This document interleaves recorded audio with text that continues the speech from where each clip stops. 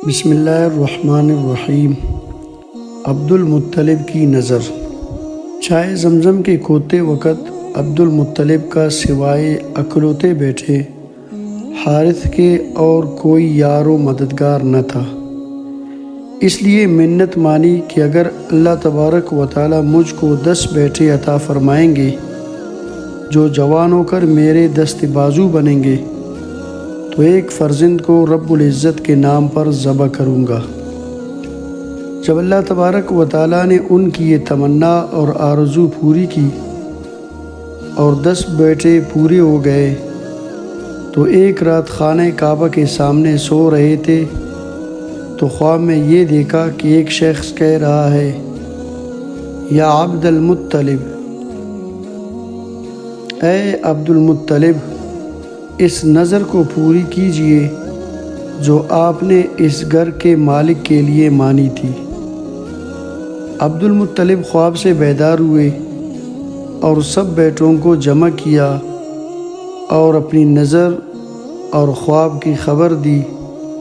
سب نے بیک زبان ہو کر کہا، اوفی بنظرک وافعل ما شئت،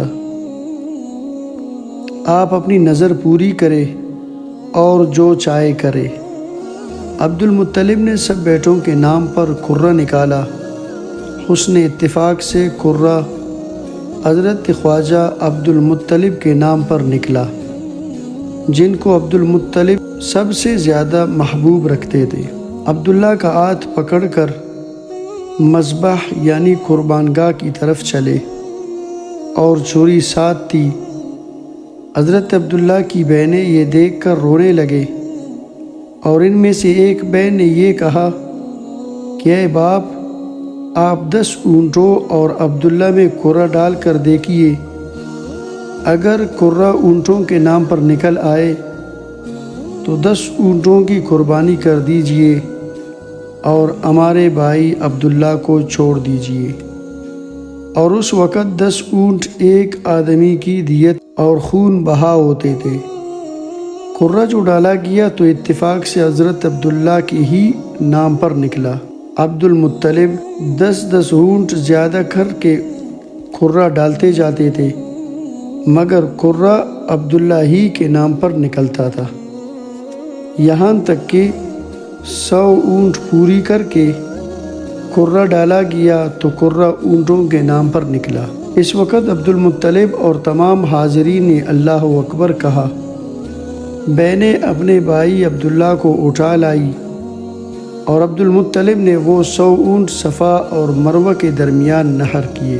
ابن عباس رضی اللہ تعالی عنہما فرماتے ہیں کہ اول دیت کی مقدار 10 اونٹ تھی۔ سب سے پہلے عبد المطلب نے قریش اور تمام عرب میں یہ سنت جاری کی کہ ایک آدمی کی دیت 100 اونٹ ہے، اور نبی کریم صلی اللہ علیہ وسلم نے بھی اسی کو برقرار رکھا۔ اسی واقعہ کے بعد سے حضرت عبداللہ ذبی کے لقب سے موسوم ہوئے اور اسی وجہ سے آقا دو جہاں علیہ الصلاۃ والتسلیم کو ابن الذبیحین کہتے ہیں، یعنی 2 ذبی کے فرزند۔